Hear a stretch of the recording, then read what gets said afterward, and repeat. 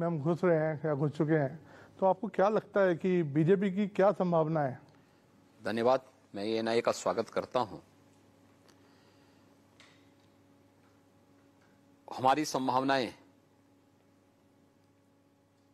हमारे कार्यों के माध्यम से बहुत स्पष्ट हो जाता है।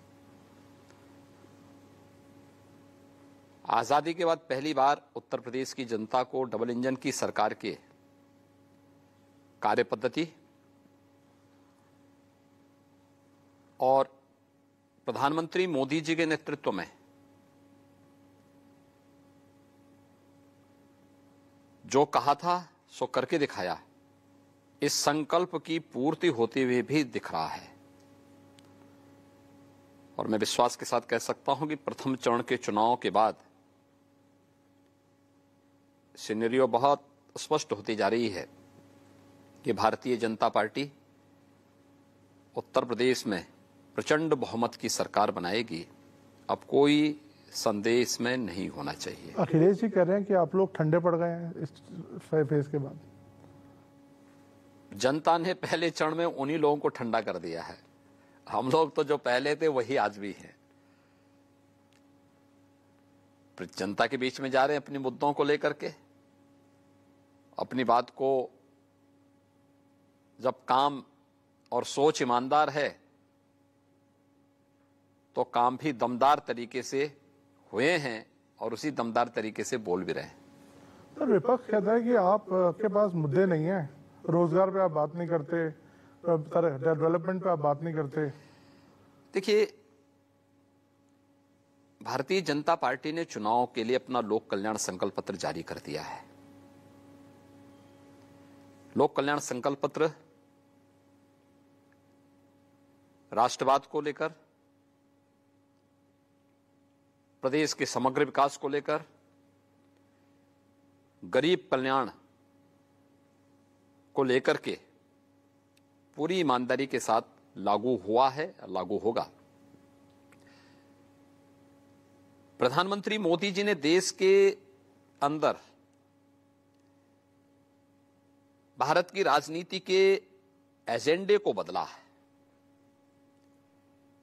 पहले जाति, मत, मजहब, परिवार के इर्द गिर्द बनी भारत की राजनीतिक व्यवस्था आज विकास पर, सुशासन पर, गांवों के लिए, गरीब के लिए, किसान के लिए, नौजवान के लिए, महिलाओं के लिए, इन सभी मुद्दों पर चर्चा का विषय बना हुआ है। और प्रधानमंत्री मोदी जी के जी विजन के अनुरूप उत्तर प्रदेश में कार्य भी हुआ है। और अगले टेन्योर के लिए जो संकल्प पत्र हमने जारी किया है, संकल्प का विकल्प नहीं होता।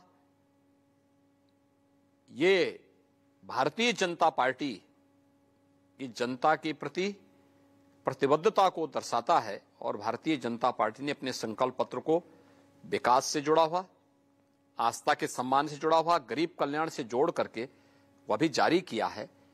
हमने किया है और हम कर रहे हैं। सर, तो फिर ये मुद्दे कहां से आते हैं कि अली के साथ हैं, बजरंगबली के साथ हैं, 80 के वर्सेस 20? ये क्रिया की प्रतिक्रिया है। अगर कोई व्यक्ति, भाई मैंने तो 80-20 की बात की थी। मैंने कहा 80% बीजेपी के साथ होगा, 20% हमेशा विरोध करता है, विरोध करेगा। हमने जाति, मत, मजहब की बात नहीं की थी। हमने तो 80 बनाम 20 की बात की थी। 80 वे लोग जो सरकार के सुरक्षा के एजेंडे से खुश हैं। 80 वे लोग जो सरकार के लोक कल्याणकारी और गरीब कल्याणकारी कार्यों से खुश हैं, जिन्हें विकास पसंद है, जिन्हें राज्य सरकार के द्वारा पारदर्शी तरीके से ईमानदार भर्ती की प्रक्रिया के माध्यम से अपने कार्यक्रमों को आगे बढ़ाने का अवसर प्राप्त हुआ है। उन लोगों को, जिन लोगों के जीवन में व्यापक परिवर्तन लाने का काम हुआ है और जो लोग प्रदेश सरकार के हर अच्छे कार्य को हमेशा समर्थन करते हैं, 80% वे लोग होंगे। 20% वे लोग जिनको हमेशा विरोध करना है, वे पहले भी विरोध करते थे, आज भी विरोध करेंगे। नकारात्मक सोच है, वे पेशेवर माफिया और अपराधियों के समर्थक हैं, वही रहेंगे, तो ये चुनाव तो 80 बनाम 20 का है।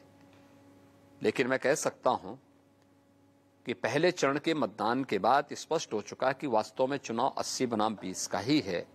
80% से अधिक समर्थन भारतीय जनता पार्टी को प्राप्त हुआ है और 20% जिसको विरोध करना था, जो वैक्सीन का विरोध करता है, अपराधियों के खिलाफ कार्रवाई का विरोध करता है, महिला सुरक्षा का विरोध करता है, गरीबों को दी जाने वाली अन्य योजना का विरोध करता है, हर एक जनपद एक उत्पाद की योजना का विरोध करता है, एक जनपद एक मेडिकल कॉलेज का विरोध करता है, एक्सप्रेस हाईवेज का विरोध करता है। वे हमेशा विरोध करते थे, विरोध करेंगे। सर, आपका आज एक ट्वीट मैंने देखा अभी आने से पहले, एक गजवाए हिंद का सपना देखने वाले तालिबानी सोच के मजहबी उन्मादी की गांठ लें कि वो भारत में शरिया नहीं चलेगा, संविधान चलेगा। ये आज ट्वीट करने का मतलब और इसका मतलब नहीं है ये। इसका मतलब है जो लोग सपना देख रहे हैं गजवाई हिंद का, मैं बहुत स्पष्टता के साथ कह सकता हूं, ये नया भारत है। ये दुनिया के सबसे लोकप्रिय नेता से नरेंद्र मोदी जी के नेतृत्व का भारत है। इस नए भारत में विकास सबका, लेकिन तुष्टीकरण किसी का नहीं। सबका साथ, सबके विकास की भावना के साथ सरकार कार्य कर रही है। सबका विश्वास और सबके प्रयास को लेकर के सरकार चल रही है। ये नया भारत संविधान के अनुरूप चलेगा, शरीयत के अनुरूप नहीं। और मैं इस बात को भी स्पष्टता के साथ कह सकता हूं, गजवाए हिंद का सपना कयामत के दिन तक भी साकार नहीं होगा। सर, हमने देखा है एक हिजाब को लेके कंट्रोवर्सी चल रही है, उस पर आपका कोई व्यू है कि हिजाब? देखिए, मेरा तो बहुत स्पष्ट मानना है, भारत की व्यवस्था संविधान के अनुरूप चलनी चाहिए। हमारी व्यक्तिगत आस्था, हमारे व्यक्तिगत स्वयं के अधिकार या हमारी स्वयं की पसंद नापसंद हम देश के ऊपर लागू नहीं कर सकते, संस्थाओं के ऊपर लागू नहीं कर सकते। ये नहीं लागू कर सकते हैं। क्या मैं उत्तर प्रदेश के अंदर सभी कर्मचारियों को या सभी लोगों को ये बोल सकता हूं कि आप भी भगवा धारण करें? ये उनका विषय है, जो उनको धारण करना करें। लेकिन ड्रेस कोड स्कूलों में लागू होना चाहिए, स्कूल का विषय है, स्कूल के अनुशासन का विषय है। आर्मी में कोई ये कहेगा कि हम लोग जो है अपने अनुसार चलेंगे, फोर्स में कोई इस प्रकार की बात करेगा? कहां अनुशासन रह पाएगा? व्यक्तिगत आस्था आपकी अपनी जगह होगी, लेकिन जब संस्थाओं की बात होगी तो संस्था के नियम कानून को हमें मानना होगा। देश की व्यवस्था होगी, देश के संविधान को मानना होगा।